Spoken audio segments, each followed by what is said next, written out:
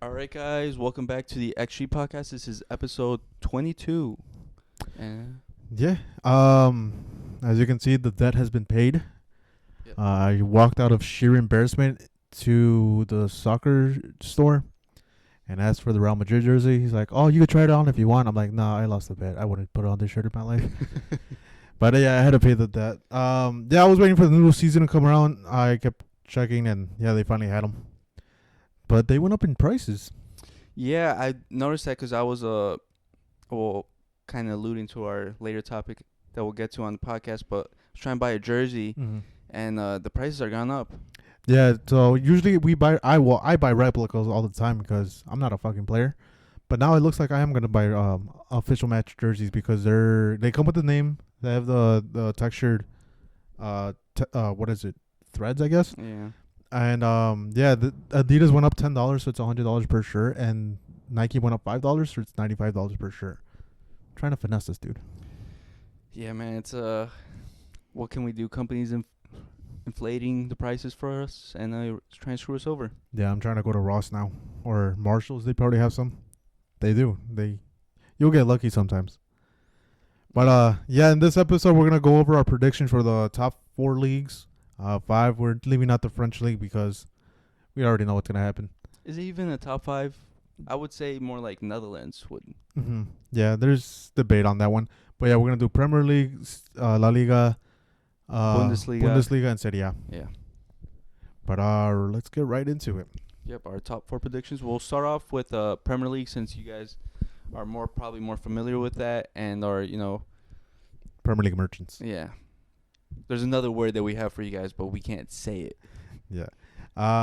Who do you got number 4? Number 4, Liverpool. For my number 4, I got Man U. Really? Mm-hmm. Really? I'll tell you all about it. Yeah, we're gonna go through our list first, and then we'll see why we got certain people in certain spots. So you got Liverpool, okay? So, yeah, I don't see why not. They finished third last season, and they were pretty far ahead from Aston Villa, who finished 4th. I would say there was a decent gap between them. Not much has changed with the squad, good or bad, but the coach did change. Yeah. So the levels are still there. The squad, there's still superstar players there with Salah. Mm-hmm. That's why I kept it similar spot to 4th. There's probably can be some regression because they're gonna play a different play style, but there's young players there that I expect step up. There's a lot of make or break seasons for players there. With like Nunez, I need to see him start finishing these off, or else that's just the type of player he is. And Szoboszlai, he started off hot last season. I need him to continue it. Mm-hmm. And so I expect him to do good, but, changing of the guard sort of happening right now. Yeah. So I don't expect them to fall too far, but not to go high as well. I got Man U because they have a center back issue, and there's still their whole back line is just a question mark. So many injuries last season that can potentially happen this season again. So I think they'll probably hold them back. I think their reinforcements aren't that great. Their transfer market is very weird. Started off already with injuries, so I think it's just gonna be the same season as last season. And this time, actually, Ten Hag probably gets fired within the season, but we'll see. You think if he finishes top 4, he gets fired? Yeah, I think this is the last straw. I think they still keep him. Because it'll just take maybe like one silverware, like maybe FA Cup or like what's the other one? The Carabao Cup. And then people are going to, fans are going to cling to that. Hypo once again. But number 3, who do you got? Number 3, I have Arsenal. I got Man U. I mean, not Man U. What the fuck? I got Liverpool. Sorry. It's because they're clumped together. I was like, oh, shit, Man U again. But no, I got Liverpool. I think Arne Slot is a good transition and a good replacement for Klopp. Similar systems where they both press high. They weren't as active in the transfer market, but in a way that's a good thing because players already have chemistry. I think Mo Salah will still be the top goal scorer. Darwin Núñez probably finishes a little bit more chances, but I think it's a good top 3 is pretty good, especially for a new coach. Arsenal. Bias in here. Mm-hmm. Hatred. I don't mind it. But also Mikel Arteta. The man has lost me. I sent you a post that went into my decision making. Mm-hmm. The man is relying on pickpockets to train his team. Motivate him. Yeah, motivate him. Stay alert. It's been 2 years where they finished second against Man City, where they've, if Arsenal fans are claiming if a game or two go their way, they win the league. I'm like, there's such a mentality issue with that squad. They haven't really done anything to change my perception of the team. They had a problem in midfield and in the forward line, and then they didn't address it. Instead, they signed a center back. So they had a good defense last year. They've reinforced that, but they still have a problem with, having a striker that can finish. Yeah. They have Gabriel Jesus and Havertz there. Both of them, you give them a chance and they won't finish. So I feel like that's going to hurt them in the end. And then last year we were talking about how they had a midfield problem since they lost Xhaka. They don't have anyone for that left center mid spot. They didn't sign anyone to replace him. Yeah. Well, Mikel Merino. Yeah, but I wouldn't say it's the same. Like same position and same everything. Yeah, like he did great for Spain. He had great Euros competition. He was finishing off these chances, but the system I've seen Arsenal with, he doesn't fit that kind of role. Mm-hmm. It's different. I see him more of as like a substitute for Declan Rice in that DM role, because Partey has sort of disappeared. Yeah. So I still see that same problem. They lost Emile Smith-Rowe to Fulham, so they don't have anyone to back up Odegaard. I just don't see it. Yeah. I see them regressing. Yeah, it's not a bad take. I'll tell you afterwards, because we have another segment after this. Number 2. Spurs. I'm right with you. I have Tottenham. Yeah. Number 2, I think they made great signings. They got Solanke as striker, which is, I think it's a big move because they can't live with Richarlison. Mm-hmm. That man drops too far back, and they don't need help in build-up. They need help finishing.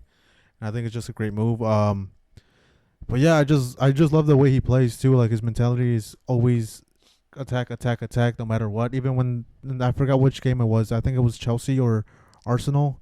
No, it wasn't Arsenal. I think it probably was Chelsea. But I forgot what game. They got 2 red cards and they were down to 9. It was Chelsea. They were down to 9 men. They still played a high line. They were still going for the goals. They were still trying to attack. Yeah, he was trying to win the game. And people are like, oh, he's fucking stupid. He's dying by his tactics. I'm like, well, you're going to lose either way if you play with 9 men and just defend the whole time. Yeah. The goal is bound to come.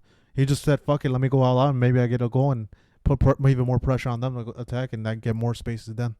Yeah. Like, I really like Ange as a coach, as a person. I feel like he's changing the culture at Spurs. He's bringing a different philosophy. Like, even when last year when Arsenal fans wanted Spurs to beat Man City, and Spurs fans were saying, no, just lose the game. It'll be funny for our rivals to, want that. And he's like, no, I want to win. And granted, they still lost, but you could see it in the way he moves the team that he doesn't want to lose. He wants to win, and I think that's really good for the team. They have a lot of good young players that are coming up that show a lot of promise. The Swedish guy they just got from that one they poached from Barcelona, that guy's pretty fucking good. He's good. I really like that move. I feel like they have a good squad depth all around, and I feel like that's very key. And I think just another year under his system is really going to, I think, shine for them. I'm really excited for Spurs this season. Yeah, I'm going to be watching a lot of Spurs games, and that's very surprising for me to say because I'm not a huge Spurs fan, but like ever since this guy became coach, I love him. Yeah, and plus it'll just irritate Arsenal fans, so that's a big bonus for me. Who do you got as your Premier League champion? It's boring. Man City. Don't worry, me too, dude. Yeah, I see a lot of Arsenal fans predicting they're going to finish first. I just don't see how you could say that when you haven't really gone out and like bought players to change the perception of them being favorites. Like they won last year, they haven't done anything to make you think they're not going to be champions this year. Yeah, and then they just added Savinho. They got their left wing situation fixed. They got a healthy KDB for a whole season now. Like I just see them. I see the squad and I'm like, yeah, they're gonna win. They didn't regress. Even if they lost Julian Alvarez, I still don't see. Yeah, who cares? They got fucking what's the other Norwegian now? Oscar Bob. Like they have their academy has shown to be able to produce players, and we just see another kid coming up, Oscar Bob. So. And then there's gonna be a Phil Foden motivated because he got shit on all summer, so he's gonna have to prove it again in the Premier League. Yeah, and then revenge tour for Haaland, because last year everyone was saying it was a bad season. He still finished with 30-something goals. Yeah, it's still top goal scorer. I was like, what? Yeah. And keep in mind, he was out for like 2 months in the beginning of the season too because of an injury. And also, he didn't have his favorite assister, KDB, and now he's going to have him for a full season potentially. Yeah, so it's like, I know it's boring, it's predictable, but until you get rid of Pep Guardiola, they're going to keep winning. Yeah, there's no reason to bet against them. I don't understand how Arsenal fans could think something changed. Yeah. They're still the best team in England. Did you notice anything from my list? Yeah, no Arsenal. They don't have the depth. Yeah, but I feel like this has always happened with Arsenal. If you've noticed the trend with Mikel Arteta, Mm-hmm. he starts off, because even last year or a couple years ago, he has a squad, like some people would say added depth, but throughout this season, he picks his favorites, and then the squad gets smaller and smaller, and he only picks those certain type of players. Yeah. And last year, I think he only sticks like with around 16 or 17 players. So it's something we've known from him. So that's why I kind of just skip over it. But that's the reason why towards the end of the season, they always look gas, because Saka plays every minute. Yeah. They don't have a backup for him. But yeah, there's a reason I didn't put them in. They just played a tournament. Their top player, Saka and Declan Rice, played the whole Euro. So I think they're not going to make it this season. They didn't get a replacement striker. They lost their bench players in Nketiah. Well, I think he's bound to leave now. Then Emil Smith-Rowe. They still have a very, very thin squad and when it comes to even midfield. Mm-hmm. Sure, they added Mikel Merino, but you guys still have Jorginho. Like, you think he's going to be a good backup? No. Like I said, they reinforced the squad or a spot they're already like fully loaded, because they were getting Timber back this year as well, because he missed last season, and yet they signed another center back. Like I would have preferred they would have gone and signed midfield and forward line, but yeah, the whole back line is just center back. They're gonna play with Calafiori center back as a left back, then Saliba, Gabriel, and then Ben White, and then Timber when he comes in another center back. Yeah, so it's not good. Their goalie situation still hasn't really improved. Of course, Raya's always an upgrade from Aaron Ramsdale, but why the fuck do you guys still have Aaron Ramsdale in the books? Like, sell him. I don't know, man. And I was gonna say they should have sold him Chelsea, but Chelsea signed 2 goalies, so yeah, that's a whole different situation. Oh, by the way, guys, this is filmed on August 12th, so if there's different signings coming on, this is what we understand at this moment. August 12th. But yeah, that was going into the next segment. My disappointing team is Arsenal. Yeah. And I just gave my reason, but who do you got? I have Aston Villa. Okay. I don't mind it. I say disappointing team because last year they finished 4th. Mm-hmm. And this summer, I felt like they let themselves down. The signings they did, I felt like were just reactionary moves, because they lost Douglas Luiz in midfield, and then they lost Moussa Diaby in the forward line. Yeah, he looks great in Saudi right now. And he was really good for last season. I felt like him and Ollie Watkins last season, their partnership was really good and it was creating a lot for them. So I'm surprised they let him go. Yeah. And they didn't really bring in a replacement for him. And for Douglas Luiz, he also produced a lot of goals from that midfield spot. And they just brought in Onana from Everton. Which is not bad, but he's super defensive. It's not like he's going to go in there threading balls towards the forward line. Yeah, so I don't see them improving. And plus, they didn't really bring in a lot of squad depth now that they're going to be competing in Champions League as well. Yeah. So it looked thin. It's Emery, dude. He's going for Europa League. Yeah, so that's why I felt like I had to put them. Because it was a close call between them and I had Everton. Yeah. Because Everton lost a lot of players, and I think they might go down this year. Yeah, they're getting another punishment. It's always Leicester City. They're on the brink of another point deduction once the Premier League starts. That's crazy. So they're getting everyone but Man City and Chelsea. And Man U, don't forget about them. Yeah, don't forget about Man U. But who's your rising team? I have West Ham. Yeah, with Lopetegui. Mm-hmm. I have the same team. Yeah, because I think Lopetegui is a good coach. We've seen wherever he goes, he brings a style with him. He elevates players to a certain extent. Mm. And the signings they've done so far, I know a lot of West Ham's fans aren't happy with him for some reason. Yeah. They were happy with David Moyes, but now that they have Lopetegui, they're like cringing at it. I'm like, these guys, this English fans, they don't understand good football or football in general. But the signings they brought in have actually, I really liked them because they brought him to implement his style. Yeah. And I think they understand that the first season, even though it's not going to be like a huge jump, I think there's going to be a jump for them. I think they might qualify for Europe, and I've had them in my 6th spot for like Europa League. Yeah. And I think next season we're really going to see when more players are implemented into his style, we're going to see his team shine, especially because this season he's going to start off missing Edson Alvarez to begin with. Yeah. And I think it's a huge improvement just upgrading from Antonio Striker to Fulkrug. Yeah. Given Fulkrug is 30 years old, but in La Liga, you had Adriz running into his fucking 36 and scoring bangers. I'm pretty sure Fulkrug can do that, especially coming off a great season with Dortmund, and then with Germany, he had a pretty good Euro. So I think they just got a good goal scorer. They're gonna score goals. They're not gonna make top four, but And then they also got like in the Todibo. Europa. Yeah, they got Todibo too, and that was a huge signing too because he was supposed to go to Man U. Yeah, that's why I was like, oh, dude, their defense is set. They also signed Klinsmann from Wolves, Mm-hmm. and then they signed Guido as a DM cover. So it's just a huge overall great summer for them. As far as West Ham fans, I don't know why you're mad at. They made great signings. Like, what do you want 'em? Do you want them to sign a wonder kid? Like, no. Like, you gotta go within your means because it's not also like breaking the bank for like 100 million for one player. Yeah, and they still have like good players there, like Jared Bowen, and then the only cherry on top would be if somehow Paqueta still is able to play, but you know he's probably can be banned for the year or maybe more. Mm-hmm. Who's your transfer flop of the season? I just wanted to put Chelsea in general. I don't blame you. That's what I was thinking too, but I went different. Yeah, but I felt like you said pick Chelsea. Just pick your player. Literally, that's why I literally just wanted to pick Chelsea, but I felt like people would get upset. So I had Calafiori from Arsenal. It's not bad. I see him struggling in that team with all those games and everything too.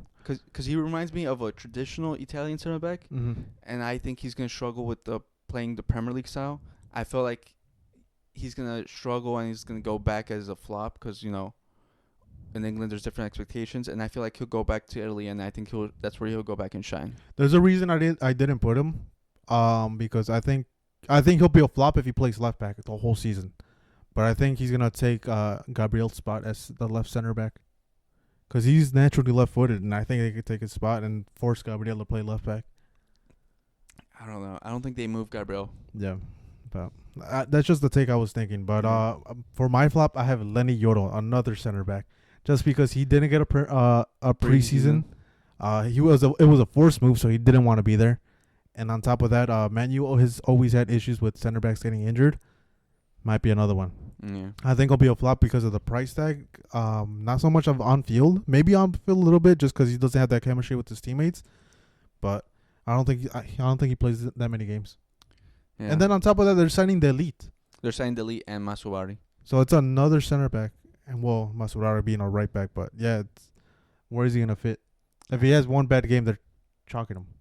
Yeah. I don't know. I felt like there was a lot more potential for bust signings in the Premier League than there are, like, successful signings. Mm-hmm. Yeah.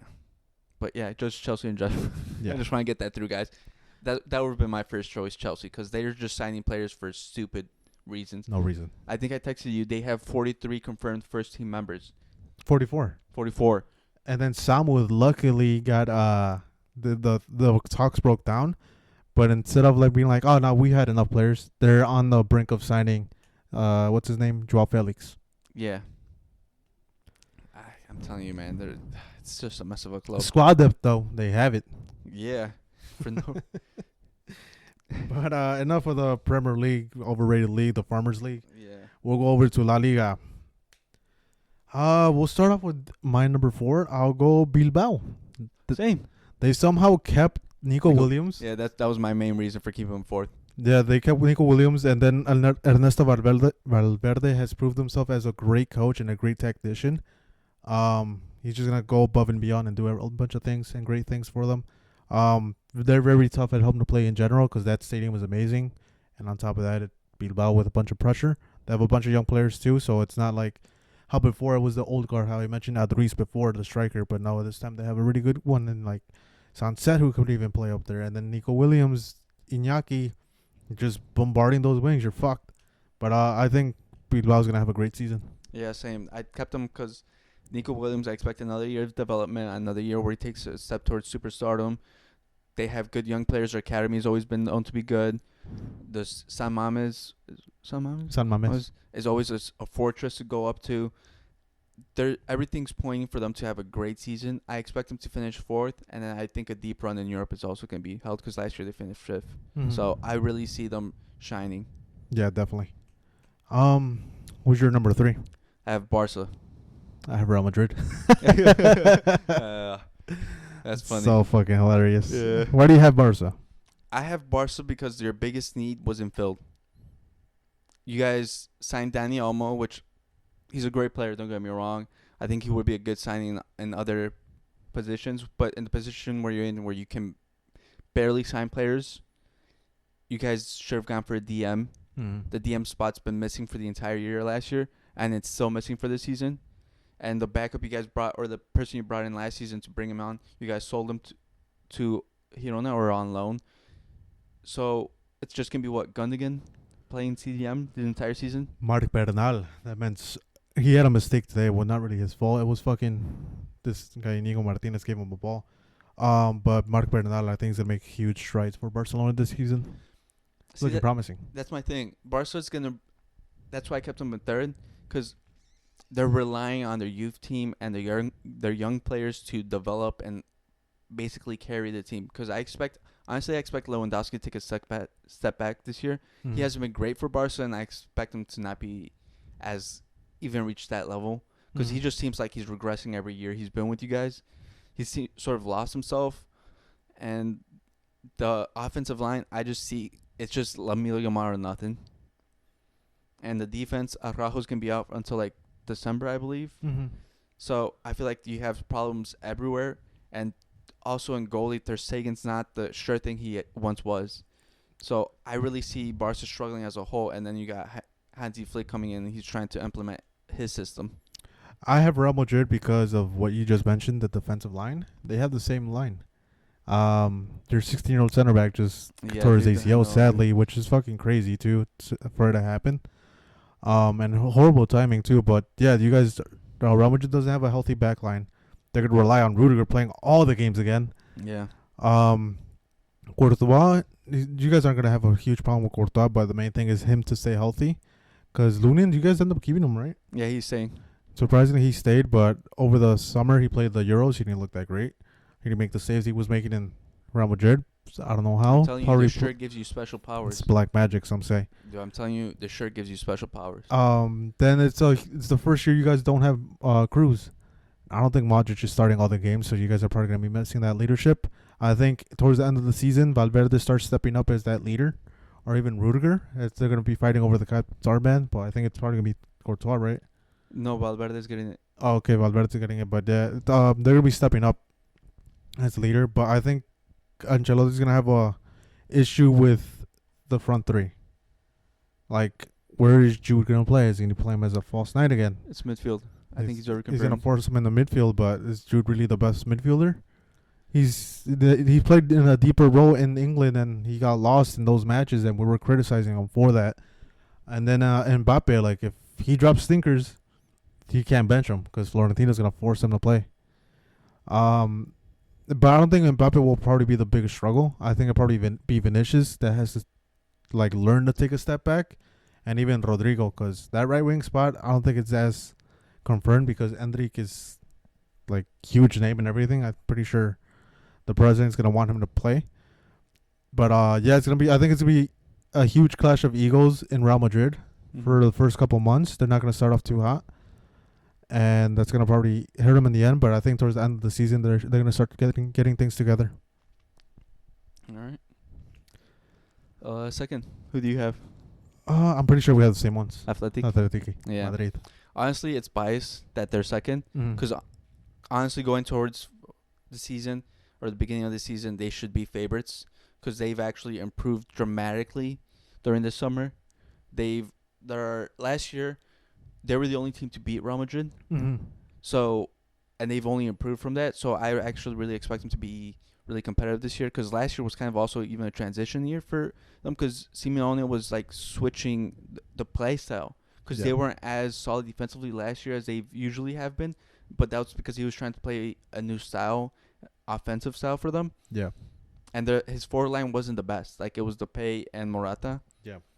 And honestly, their line is scary now. Yeah. They have Julian Alvarez.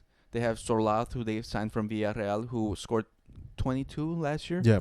in La Liga, and they're keeping Samu. Yeah. That's scary, and they still have Griezmann, and we know their midfield. They have a midfield that will run the whole 90 minutes. But as far as the Samu thing, like Samu is supposedly on talks with other teams, but I hope they keep him. Yeah. If they keep him, it's going to be scary. They should honestly be number one, but it's just biased. But like what you just said, they have a midfielder that could constantly switch. And I think the Julian Alvarez transfer move was probably the best, especially for Griezmann. Mm-hmm. Now you don't have to have Griezmann be running around for 90 minutes. It could be Julian Alvarez because he's younger, and then he could do the running around as that's his normal play style. Yeah. So you could take a step back, not run as much, and be that creative force as soon as they recover the ball. Give it to Griezmann and see where try to lob one up to Sorloth or something. Yeah, I think they can be very scary. I think they can become very lethal, especially mid-season once like they get accustomed to each other and they build up that chemistry. And then I think probably the underrated signing is Lenormand from Real Sociedad. Yeah, because he's a Simeone center back. Yeah, they let go of Mario Hermoso and they got this guy back, like Lenormand, which a Euro winner and starter. Like he's He really proved good. himself. He's a really good center back, probably one of the better ones in Europe. And he signed him really cheaply because I think it was only like 30 mil. Mm-hmm. So, and I think he's going to fit in perfectly with the Atletico style. So, I think they're really good. They should be one, but it's just bias that they're not. And Yeah. I'm honest enough to say that. Same thing. It looks like we went off biases because me too. I could even see Atletico Madrid winning the league. Yeah. I think this is gonna be one of the closest league races. Last year was all right, pretty close, not too much. But the year before, same thing. But like, I think this one's probably gonna be the closest one and a great one to keep an eye on. Yeah, I think it's either going to be a 2-horse race because I think Mhm. either one of us is going to bow out because either us from like injuries and not being able to play with each other, or you with like also with the squad situation. One of us might bow out, or it might be a really good 3-man race where it's going to be crazy every week. Yeah, it's gonna be super fun though. So you got Barca as your winner? I had him in my third. No. I have Barca as my winner. This guy has Madrid. Yeah, We kind of knew it was gonna happen. We kind of knew it is biased because Yeah. honestly it should be, our team second, and then Atletico 1. But I felt like, well, besides bias, I felt like best case scenario, we don't have that many injuries. Our defensive line holds up, or we somehow convinces Florentino Perez to get us a center back signing. But I think we're going to be riding the season on just offense. And we're just going to try to outscore everyone because our forwards we have the best forwards in the world. We have Rodrigo, we have Mbappe, we have Vinny, we have Arda Güler, we have Brahim Diaz. All right, let's not make like Arda Güler's done enough. All right, Jerry, let's not pretend you weren't praising him too. No, he's really good, but come on, Jesse, one of the best forwards in the world right now. Like, no. But I mean, just think about it. He would be starting for most teams, and he's coming off the bench as like a 5th or 6th option for us. But that's the thing, again, maintaining the Eagles. We've seen him argue with his Turkish coach not playing certain amounts. He got benched for it. But that's where I rely on Ancelotti, the best Mhm. man manager in the world. Because him and players, he just knows how to treat them right. Yeah, and I don't know if you've seen the interview. I saw the one with Mikel. Oh my God, what's the Chelsea midfielder? Obi Mikel. Oh yeah, Mikel. Yeah, Mikel. He did an interview with Ancelotti, and he talks about with those connections with the players. But we've also seen Ancelotti shun out players. Yeah. Gareth Bale being one of them, James Rodriguez, Jesse. and even Isco, Jesse. Jesse. So we'll see how it goes. But yeah, obviously there's a case for Real Madrid winning it. They have, like you said, probably arguably the best forward line in the world. Yeah, and I think because it's just such a young squad, I expect everyone to start taking up a step up and leveling up. Because like Valverde, he's starting entering his prime. He's gonna be 26. I expect him to start taking over, start leadership. Becoming the player that we all think he's gonna be. Tchouaméni, Camavinga, Jude, hopefully another step. And like I expect these players to start taking another step towards reaching that potential that we've all known for a while. So this is just like best case scenario and hopeful, because I really see where the cracks have been. Because even last season there were still cracks, and they were just shined over because Jude had a hot start, and then Vinny had another, and then Rodrigo and everyone. Because last year we still had the center back problems that we have now. Yep. We lost Benzema and we didn't sign a striker. Yeah, last season we didn't have people recover for that. We had no Benzema, no center backs. So, but hopefully it happens again, and then this summer we finally address it. Well, Barca's gonna win the league because we have a Hansi Flick. I think he just implemented his style so far so good. Last year Barca's problem, they did not play with intensity, but they still somehow got second place. But I think this time with Hansi Flick, that's what he demands in every single game. He's been preparing them all off season for that. We signed Dani Olmo. He can play on the left side, but then again, it's not probably the best signing for it. They are in talks to get Coleman on loan with Bayern. They're willing to let him go on loan. But even then, I think this guy Hansi Flick has just implemented his style so well, and I think Lamine Yamal is going to take a bigger step forward in his career. He played today for the first time in the preseason thing, and he looked hot off the rip. He's created 2 chances. I think Rafinha might get sold, but if anything, he could play on the left side, and I think he accepted the role that he's gonna have to play on the left side. Mhm. He can't be on his right side anymore, and he has been the creating force in this preseason tour so far. So I like that aspect of it. And then as far as the DM situation, Casado and Bernal are more than capable, I think, of doing it now. Because last year the thing is we didn't have a DM. We had Oriol Romero, and then who do we have? No one else. And then you guys were playing Christensen there too. Yeah, he did his thing. He did the best he could, and I think he did it pretty well. But this time we do have one. We have 2 options. If one doesn't work, then the other one does. And then in worst case scenario, you have to play Christensen there again, which like I said, he did pretty well for him. But I think there's this time. I think the whole focus for this season is gonna be La Liga, not Champions League. They're not gonna spread themselves out too thin, or the Copa del Rey. Because I think even in the Copa del Rey, Hansi Flick is just going to straight up play the B squad, the youth players, just straight up youth players. And then we signed Pau Victor. Maybe Lewandowski gets set down even more. Because I know even this season, Flick addressed it saying that Lewandowski's going to play more in the box. He doesn't want him outside the box. He wants him pure scoring, not in the build-up. Maybe when it comes to rotational situations, they put in Pau Victor. And then what's it called? Third statue. Oh my god, dude. This is the hardest one to defend.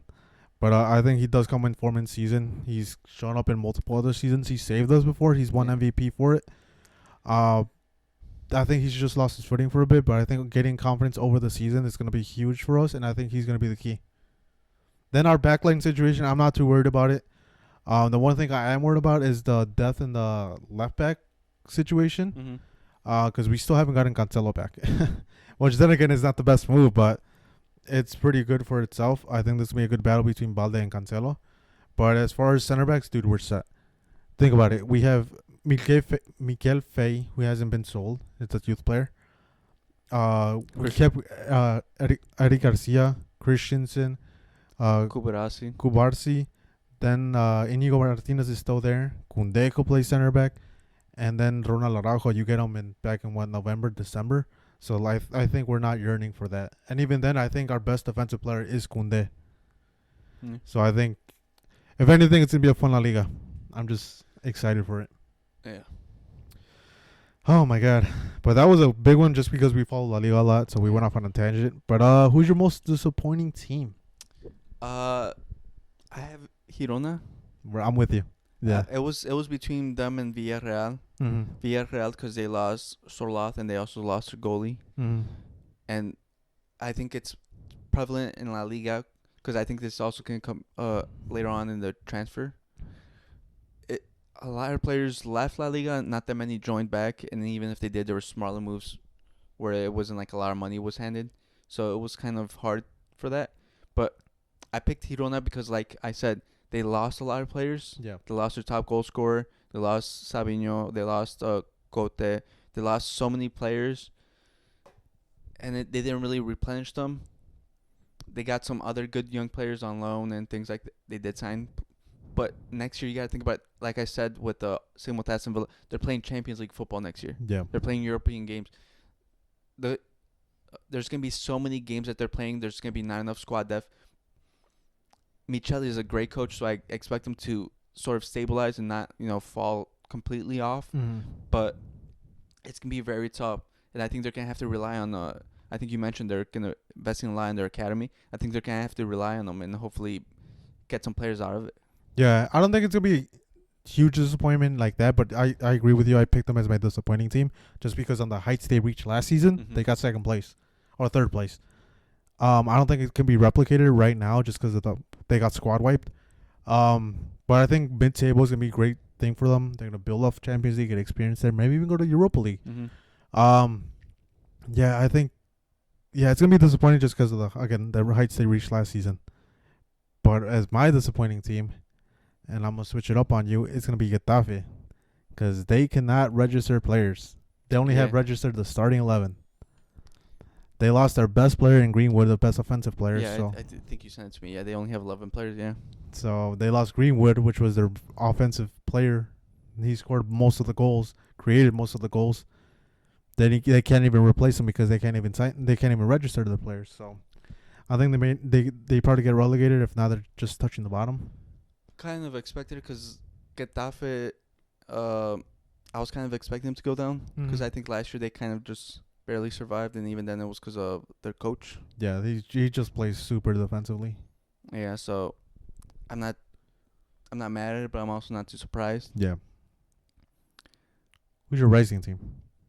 This one was hard because there wasn't like a big team or a couple teams that like signed players that I really liked, and I think they can make a big jump, or there's like a coaching hire that I think will transform the team. So I feel like I kind of played it safe. I picked Sociedad, but I feel like they're not rising because last year they finished 5th, I think. Yeah. But I expect them to finish 5th again. Yeah.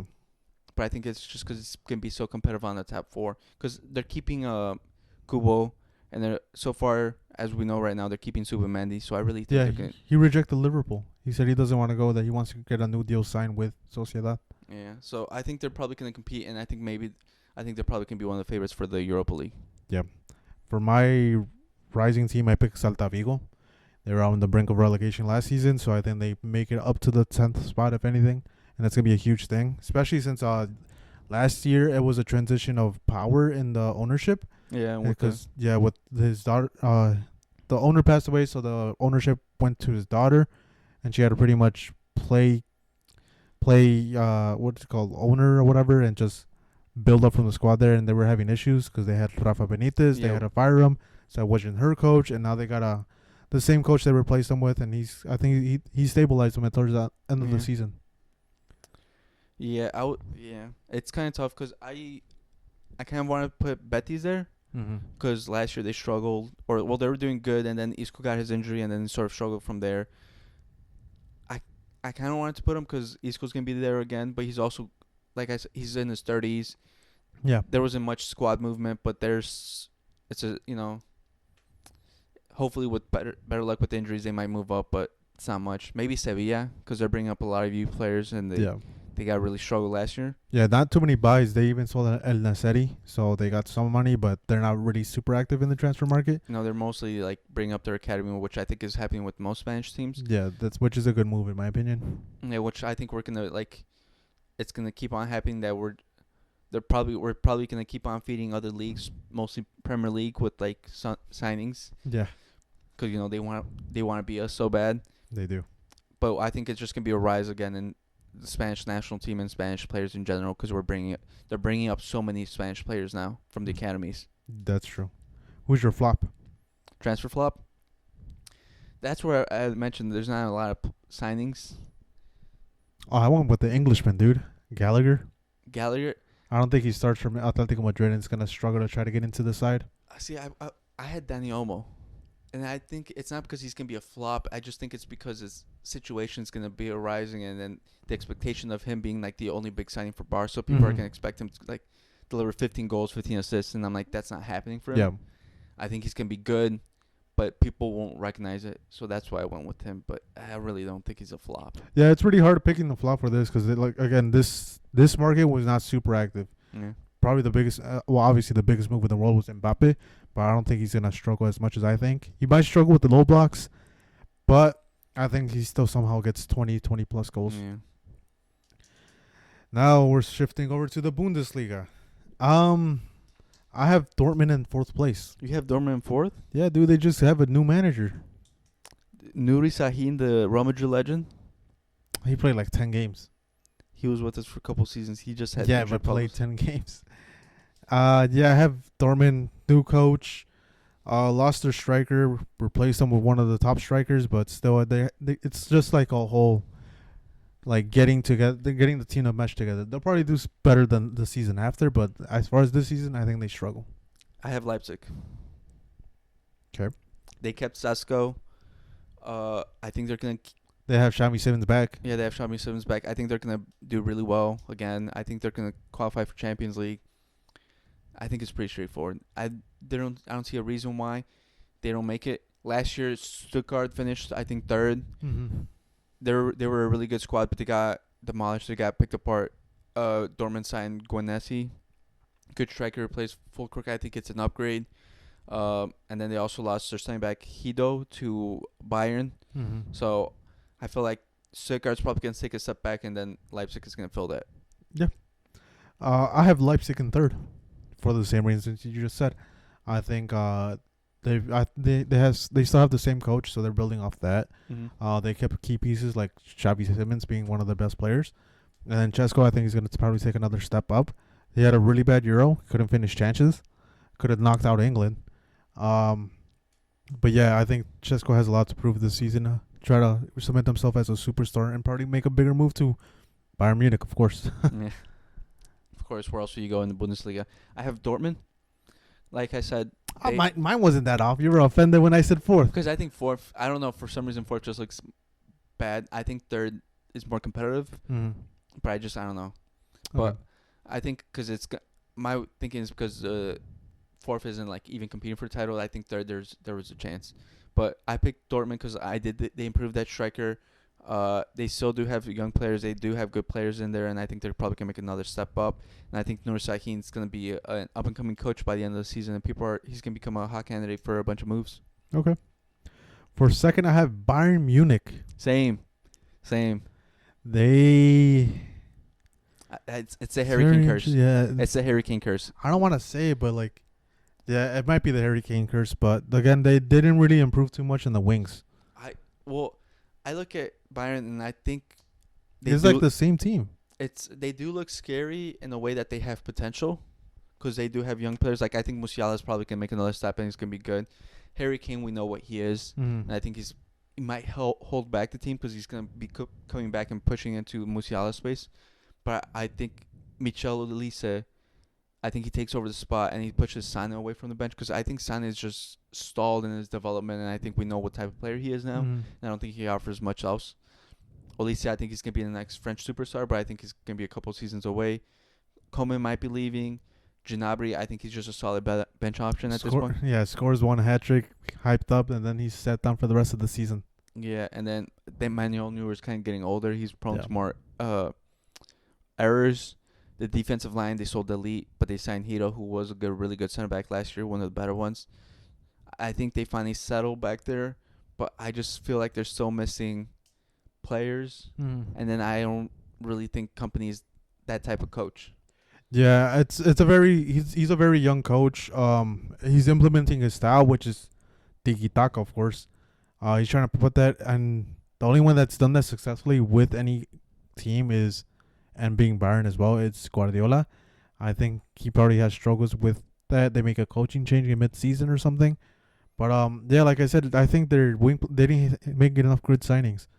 Their wing play still lacks. I think Olise is a great signing, obviously, but who's gonna be his partner? I think they're probably playing Matteo Tell there still, which I think is such a waste, because I think he's better in the forward line or as a number 9. But Harry Kane. But even supposedly Alphonso Davies was gonna sign a new deal, and he still hasn't, and he was gonna go to Madrid. But they have him, and he's a great player and everything, but he gets injured. Yeah. So and they don't have depth in that spot, in that aspect, as far as I think fullbacks. they like that. Yeah, like in fullbacks, because I think it's just Kimmich and that's it. Because they sold Masuari, and I don't know who they're signing to replace him, unless they're playing maybe a center back out there too. But yeah, and they also sold Elite, but they did have a lot of center backs. Yeah. And then my problem is with Kompany is that he signed in, but I think he's gonna be a yes man to the board, because we've seen previously that they have problems with coaches with strong personalities that go against their will, and I'm afraid the board's just gonna lead them to ruin. Yeah, just my thing with it's company. He's trying to implement his style. Once his style stops working, that's like what you just said. He's gonna become a yes man and just try to play the best 11, no taxes, win the game, Yeah. and try to save his job. But I don't think it'll be enough. I think eventually he's gonna get fired, and somehow Tuchel's gonna come back. Maybe, or maybe even Nagelsmann. Yeah, one of those two. Well, Nagelsmann just signed another deal, but I guess we both have the same champion, Leverkusen. Leverkusen, my coach, my future coach. I got you. They kept a lot of players. Yeah, it was surprising because a lot of people expected them to get squad wiped too. A lot of Bayern. Frimpong being the first one. I think he's gonna be the first one gone, but Everyone was linked away, but I don't think anyone really left. A couple did, but they were like lower end on the squad depth, and then they signed who from Girona. What's his name? What do you mean? The midfielder. Alex Garcia. Alex Garcia, and I think he's such a shabby type of player. Mm-hmm. And that midfield, I think, is a really good Bayern Leverkusen player for them. Yeah, it's a great signing because Alex Garcia could even give Wirtz rest because towards the end of the season we saw him getting gassed and he probably even had an injury, but he was trying to mask it as much as possible. But Alex Garcia could easily fill that not Xavi Simons, that Wirtz role easily. Yeah. So I just see them continuing on from last year. I don't think it's gonna be as obviously they reached the highest with the invincible season. So I think it's gonna go down from there. But I think it's gonna be a high level game. Oh, I think they win by fucking April. Yeah. I just don't think they go undefeated again because that's so hard to repeat. But the squad, even though they didn't make signings, it was still like a youngerish squad. Like I expect Wirtz, Frimpong, to take another step up, another level, and I think Xabi Alonso also as a manager, I expect him to improve on his tactics. 'Cause he did get found out or outcoached against Atalanta, so I expect him to improve in that aspect as well. Yeah, they made a good signing in striker, which is Terrier. Well, he's not really a striker; he's a center forward, but he's gonna be a good improvement for what they already have and give even competition to Boniface. Mm-hmm. But who's your flop? I think I just mentioned mine by accident. Did you? Terrier. I think Boniface he's just gonna win the spot as a striker if he plays this as with the striker. But Terrier is not gonna make the 11. But it's still a good improvement just because it gives competition to Boniface. Sorry, I went straight to flop because I already mentioned them. I kind of struggled because, like, they were in big signings. Because the biggest signing was Paulinho to Bayern, and that was the biggest move. Mm-hmm. And I don't think he's a flop. The next one was Guinessi to Dortmund, and that was only like 20 million. And I don't think that's a flop. No, I think he's going to score his goals. Yeah, so, it was a hard one to pick. So Bundesliga, I was like, there wasn't really anyone I wanted to say is a flop. You got to pick one, dude. Give me a second. Or I'll come back to it. Yep. Who's your rising team? Let me get their name. As far as mine, I have Frankfurt. Frankfurt? Yeah, they got a European spot last season, Europa League. I think they're gonna build off that. They've always been on the cusp of trying to become champions, or even they've been in a couple seasons where they were in the Champions League, and I think they're just gonna build off that and keep going. Made a couple good signings too. I had Heffenheim. Heffenheim. Who's that? Is that a team that just came up? Heidenheim. Oh, okay. I think I know what you're talking about. I think I showed you last year. They had the winger in my top season for Bundesliga.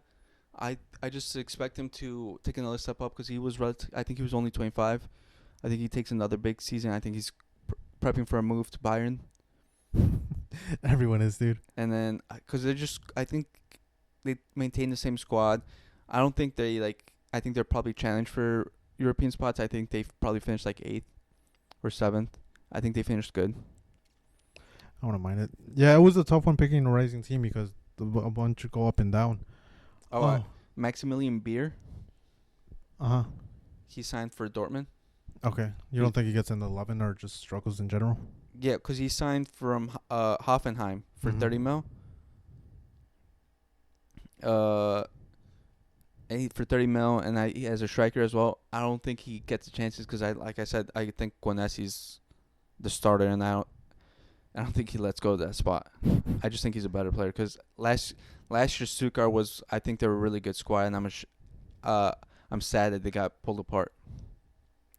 Yeah, they had to, dude. Yeah, that's who I have as my disappointment. Disappointment is Stuttgart. They got their top goal scorer out, which was very good in the start of the season because he had like 20 goals in the beginning. So, they're gonna struggle after that. They might even be bottom to mid-table.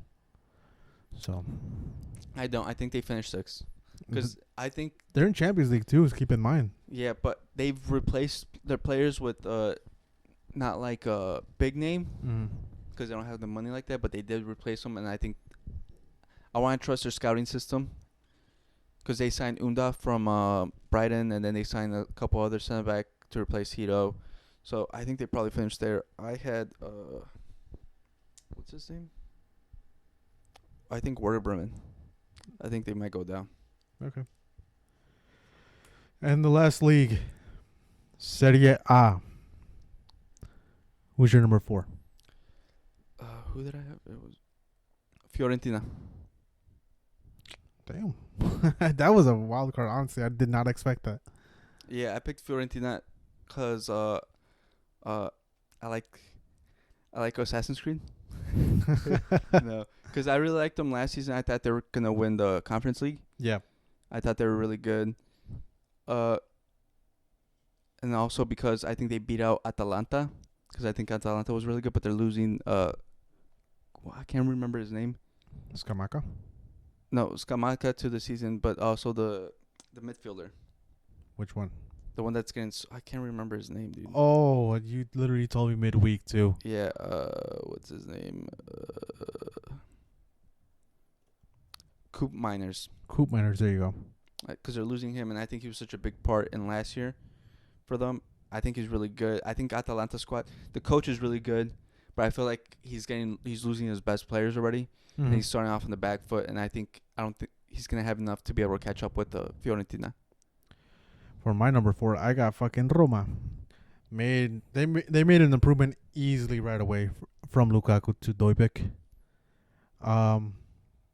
And just Totti, he started out so hot last season, gave Leverkusen trouble. They're gonna do pretty well off that.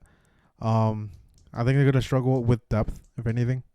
That's when they start to tail off, and they still have Dybala, so he can build off him, and he's gonna be the focal point in the attack. Yep, they're my third. You got third? Roma was my third. I go Juventus as my third.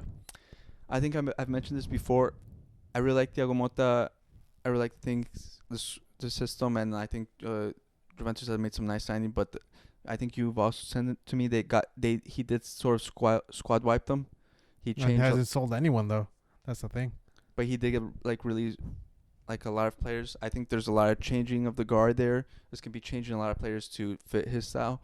I think they're gonna struggle in the beginning of the season. I've mentioned. And then towards the end, I think they're really started clicking. I think next year's when they challenge for the Serie A. But I think this year, I think maybe finish 5th. More likely 4th. You got them on 5th? I think I have them 5th. I feel like more likely 4th, but I have a bias towards Fiorentina for some reason. I really like them. But yeah, so that's why I then put Juventus in my top 4. Yeah, I put them on 3. I think their midfield is pretty decent. They got Douglas Luiz. They got Turama, which I'm a huge fan of. I think they're going to be good in that aspect. As far as attacking, I think that's where they lack, and they're not going to be as clinical as previous seasons when they had Higuain, Ronaldo, and other players as well. But, yeah, I think their attack is lacking. And what's probably holding them back from probably signing the huge player, the huge striker everyone wants is, what's his name? Osimhen. Because they got to get rid of those players that would shunned off pretty much. Yeah. So I think if it was a perfect summer for them. They got rid of those players. They have enough money to buy Oshiman. I think, yeah, then I would drastically change it, and I would probably put them, I think, second still. I think they would have won. Yeah. Who's your second? AC Milan. I'm with you. Yeah, I really like Fonseca as a coach. I think he's the opposite of Thiago Motta. I think he's going to start off really good in the beginning. His tactics have been showing. He has AC Milan running really well. They've made some good signings. The squad in general last year was good. They still have leftover talent from when they won the Serie A 2 seasons ago. And hopefully Leao, like we said, starts finishing off. We've always known he has superstar potential. He's always there. So I think he's just going to be a constant presence offensively. They have good offensive rotation players. And then I like their midfield. And, Mike Maignan too. Yeah, I picked them because they got a huge improvement in striker. Obviously, Giroud, the old ass fuck, finally leaves. They got Morata. And then Alex Jimenez too from Real Madrid, young striker. Is he even gonna play? No, but I think he'll make appearances, and then I think next year he starts showing out. He's really good, in my opinion. But yeah, Milan is just an overall great base. They won the Serie A a couple seasons ago, and I think they could go off of that. Fonseca's probably gonna need a season, like you said, to take over and implement his style pretty well. And I think they'll probably battle the season after, even tighter. But I think in this one, honestly, I think Inter just runs away again with it. Yeah, same. That's why I couldn't put Juventus one, because last year they won, and I think same thing with Man City. They're still the favorites, because it's not like they did anything to like regress. Yeah. Because they did also make some good signings, because they signed Pavard, which I think helps out with the mid defense, and then Fratesi from Sassuolo, who I think is an underrated signing and might go. Like, I think their midfield is gonna be very good, even better next year because of it. They even got a great backup striker in Taremi, the Porto legend. That's just a great move in general, because he's not gonna start. He knows he's not gonna start every game, but he's gonna start as a backup, and they're gonna bag goals off of that. And then they poached Zielinski from fucking Napoli, the best midfielder. So it's like kind of crazy. They had a great summer. Obviously no huge names like everyone expects. Not him. They got Pavard? Damn, what the fuck? Yeah. So they just improve, and then they have fucking Mr. Balón de Oro, Lautaro Martinez, in that squad, and he keep scoring goals. Yeah, that's why even if Juventus had the perfect summer, I still think I'd put him second with Victor Osimhen. I think Mota needs a season, and then furthermore, more players that fit his style. Yeah, definitely. Who's your disappointing team? Napoli. I'm with you. It was between them and Bologna, because they did lose Mota, and then they lose Calafiori, and then they also lost Xerxes. But I just feel like they're just a mess of a club right now with the Osimhen situation. I think Carabasquelia also came out and was having problems with the president. They know how to sign players. They pick good players.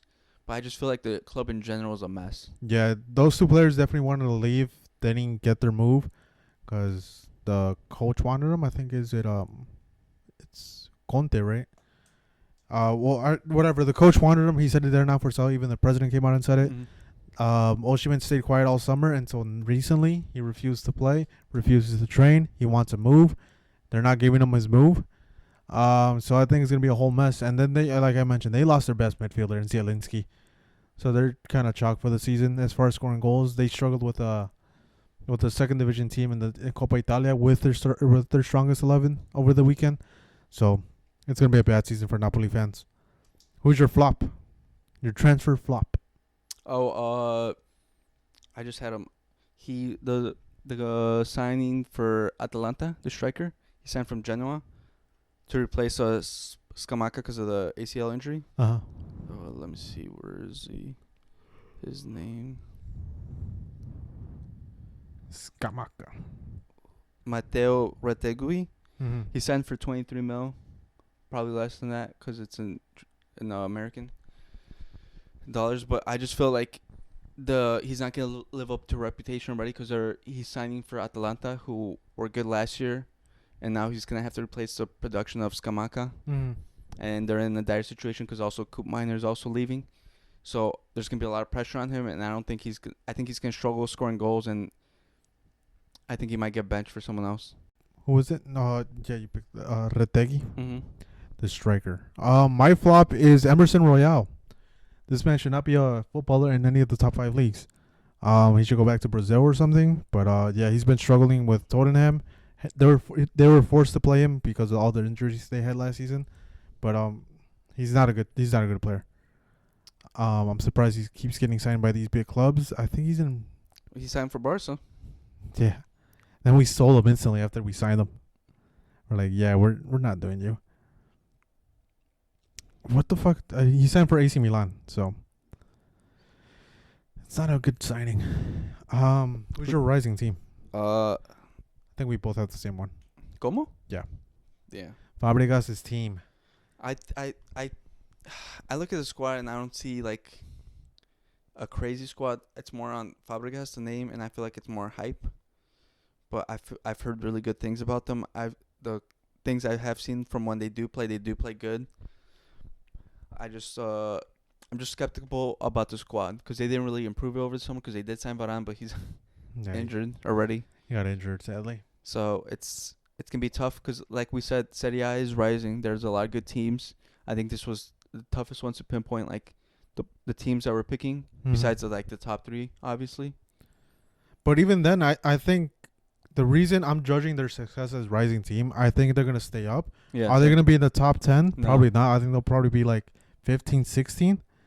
But as a rising team, I think they're gonna give trouble to some of the top teams. I think it's not Inter, but like the other ones. But yeah, I think it's because they're gonna be playing really entertaining football, and they're gonna create interesting matches, and I think they're gonna stay up. And I think that's very hard for a recently promoted team, and I think that's why I picked them. Yeah, they had a very busy summer, so they signed a bunch of players. To be honest, Yeah. They signed Benjamin Koni from Torino, Brandor from Austria Wien. Andrea Bolotti was probably their biggest signing. Other than Varane. They have Pepe Reina. I'm surprised he's still playing soccer, but I'm pretty sure he's like more of an advisor. Alberto Moreno, who he had pretty good stints with when he went back to Sevilla. Yeah. But very, very. So it's gonna be a fun team. Like if you ever get a chance to watch a Como match, it's Fabregas coaching them. Like we said, dude, we've been promoting. Serie A is a good league to watch. Yeah. And I think that was it, right? We did disappointing, Napoli. Yep. We did flop and rising team. Oof. That was a decent list to go through. Yeah, that was a big one. And full. That guys could be episode by itself, and yet we're still giving you more. Yep. There's one last thing we want to go over, and I told Jesse we have to go over the best kits, our top 5 picks for the best kits of the season. Oh my god. Go ahead, Jesse. I'll add the pictures. I'll try to add pictures into the screen for you guys. I have Italian 3rd Division club, Latina Calcio. You did ask me top 5 leagues or any league. I'm like, any league.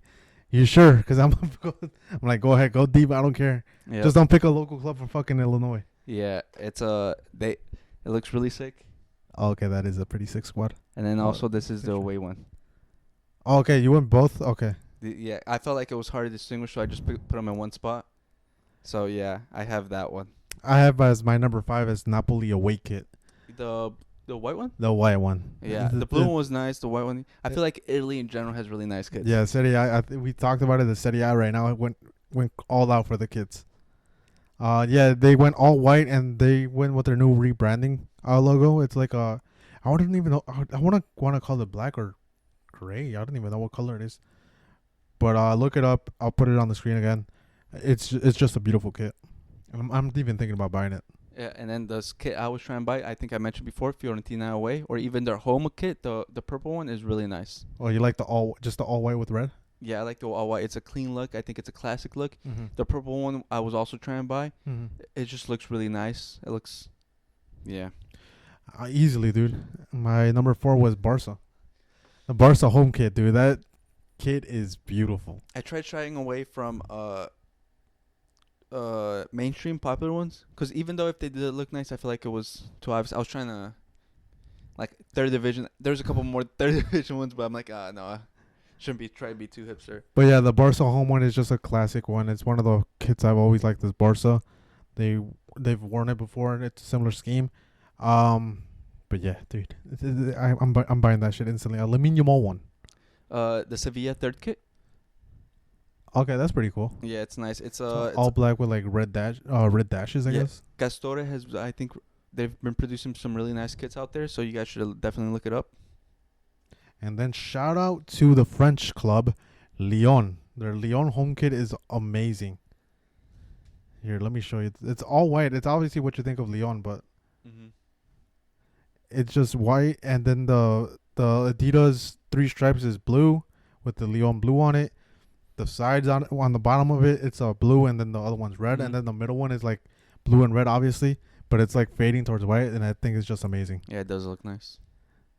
Who's your number 2 or 3? Or is it 4? 4? 1, 2.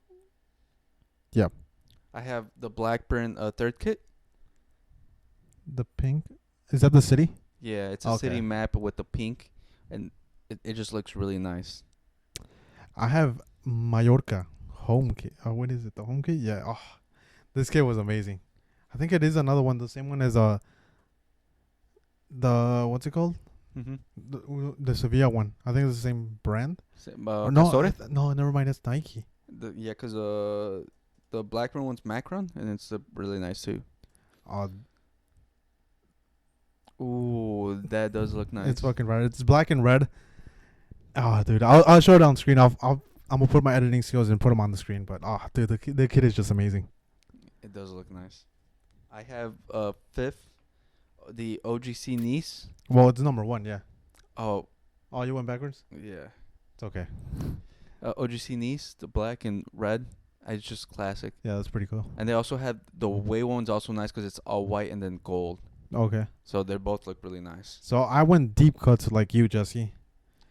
It's French 3rd division. FC Marseille. Hold up, I gotta spell this. and it's the away kit. It's Kappa, and Kappa makes one of the best uniforms ever. Oh, is it this one? And then I have... Look at this. Jesse.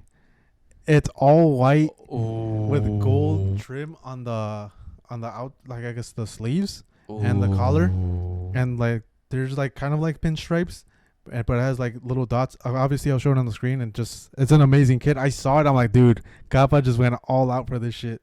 That's really nice. This is a 3rd division. This is a 3rd division kit. It's the same one like I showed you. How is this a 3rd division kit? Yeah, dude, it's like, oh my god. Even I think this is their home one. It's even just classic. No, this is the home one. This is the away one. The white one's the away one. Home looks classic. The away one just, wow, that does look really nice. Dude, it's just amazing. I'm gonna put my editing skills and put them on the screen. You know what? That's my team for France. That's who I supported. Dude, it's a beautiful jersey. Like when I saw, I'm like, dude, this can't be real. We also have some honorable mentions. I have a lot, Jerry. Oh, I have Club America as one of them. Same. I have the away kit. I have the home kit. I like the away kit, the blue with the. I really like that one. I love the yellow, dude. The yellow one, it looks amazing. I have a national team, Japan. Japan white 3-1. Have you seen it? Yeah. Which one? The home or away? Well, the white one is the away one, right? Yeah, and the blue one's. No, the white one I steered away from it because I showed my girlfriend and she's like, dude, it looks like period blood. No, why do you tell me, Jerry? No, but I really like that one. I like the Japan away kit was really good. I had the Wolfsburg one, I think. Yeah, the Wolfsburg Japan White 3 collection, that's really good. You guys should check that one out. Yeah, this part of it won't make the TikTok, but yeah, dude, the Wolfsburg one is amazing. Look, let me show you. It's just like all green, and it's like 2 shades of green. I don't know about you, but like one of my favorite colors is green. But oh fuck, where is it? There it is. No, not that one. This. It's like a neon green, and in the middle there's like a down the line, but not mine. It's not your style, but I love green. I feel like it's like highlighter too. Yeah, it's kind of a highlighter, but I like it. You know, a shout out to Ajax, because remember like mid 2010s Ajax, their third kit, their away kit, it was always fire. Like the green one, the pink one. The Bob Marley one. Oh my god. They even this year their away kit was kind of nice, but I just felt like I don't know. I don't might be nostalgia, but those kits were just so high tier for me that I feel like it was a step down. But there's another one. I have the Jeonnam Dragons. What the fuck? It's a Korean team, Mizuno. Oh, that's pretty, bro. It's like the font of it is like the old Germany font. Yeah, it's like it has like an old school football jersey vibe or soccer jersey vibe. It's really cool. And this one to my FIFA bros, like old school FIFA bros, Kaiser Chiefs. Their kits are always amazing, and they have a amazing Kappa one. They used to be Nike, but now they're Kappa. And Kappa, dude. Honestly, the Nike and Adidas kits kind of fell off. No, I think they had pretty good ones, but Kappa has a standard, dude. The And Kappa has a really good standard. Castore has also some nice ones. A couple other ones that are coming out are showing out that they provide nice kits. I have also Roma away. I think it's all right. I like it because of the emblem, because they changed it, and then also with the red. yeah, I really liked it. Then recent one that just came out that got announced is the Juventus third kit. It's like a deep blue, and it's pretty sick. Then I also have Al Hilal, the team Kante and Benzema play for their away kit for this season. Oh, beautiful. I think there's a bunch of beautiful white kits right now. And then FC Basel away. I think it's also a white kit. Oh yes. It sort of like has like how would you describe it? It's like sort of like spikes, but like on top and bottom of the shirt. It's like I don't know how to describe it. Looks really good. You guys should look it up, or it should be on the screen. Oh no, this part they're gonna have to look it up themselves. Is it this one? Yeah. This one? Yeah. Okay. Looks pretty cool. This is an old one, but. And then LAFC third kit. You like the LAFC one? Because the MLS came out with some third kits, and I like the AFC one. That looks clean. I wouldn't say it's my favorite. I just thought it was a decent shot for like our American people that are watching. Shout out the Americans. I think Liga MX had a couple of good ones. Well, other than Club America. Yeah, I had America away. So I saw one mention because I was looking up, and someone mentioned the Chivas one. I'm like, that's disgusting. That's in the trash, man. Chivas one stayed the same. Exactly, dude. Or even though the jersey should just be in jail. Which one? Yeah, like it's the same shit. Like they've had the same jersey for a couple seasons. So this one is different. Okay, it's over here. That one? Oh, that's the pre-match. I'll have to look it up. Yeah, for some reason they're not showing up, but I'm trying to look it up right now. Oh, that's 23-24. No wonder. I was in the wrong season.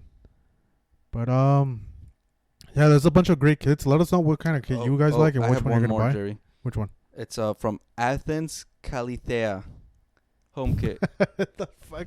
I told you, Jerry, I was going all out. You did say that. It's this one. Oh, that's a beautiful.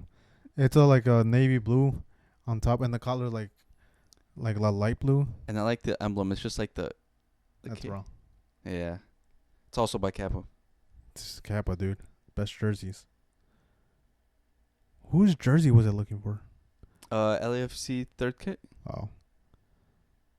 I gotta look up MLS. I think MLS fell short this season. Their jerseys in general, but I think this was a special edition or whatever. Yeah. Yeah, their jersey fell. What the fuck? That's Los Angeles Galaxy? Yeah, I think they fell. It doesn't help that they're not competitive because it's all Adidas. Mm-hmm. So Adidas has control of it. The Inter Miami third kit is pretty fire just because of the colors. Mm-hmm. But yeah, I'm looking at these. Again, like it's a lot of it is like the same style, which is not fun. They need some Kappa in here, dude. Yeah. Yeah. Okay, I like the colors. The LA Galaxy has a funky third kit. Like the colors just kind of hurt my eyes. Yeah, dude, the white 3 ones are just so nice. Y3's always been great. Yeah. I'm not a super fan of like pinstripes. I'm very specific with some of them. Mm-hmm. But yeah, let us know which kit you guys like. Make sure to like and subscribe. Follow our TikTok. And Oh, we gotta give a shout out Spain for winning the Olympics. big facts. Thank you, even though I had France winning it, but it was a huge fuck you to France. Yeah, man. Yeah, just want to say thank you, Spain. What'd you think of the final?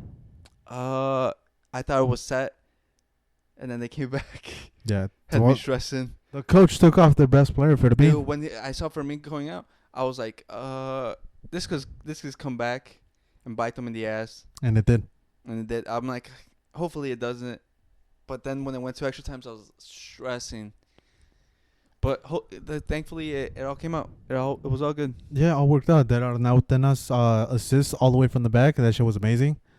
I think he was probably the best goalie of the tournament. I thought I had France goalkeeper for a minute, but Arnautenas snapped. Yeah, he was good. He was really good. Yeah, I think that's it for this episode. Pretty long episode, guys. Yeah. A lot of stuff. We provide you with a lot of things.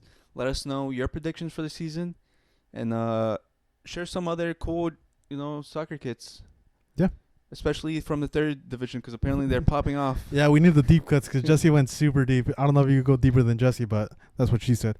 But yeah, let us know any kids. So even your fucking kits you guys made for like, I don't know, club soccer or some shit. Yeah, if you make your own kits, send us some. I'm surprised you fucking didn't add like a random team, a club team from like class A or some shit. You said professional, so I tried. I'm like, certain level. If not, I would have gotten. Yeah, you would have went super deep. If you make your own kit or your local team has a kit, send it to us. We'll wear it on the pod. Big facts. All right, thanks for watching. Peace. Peace.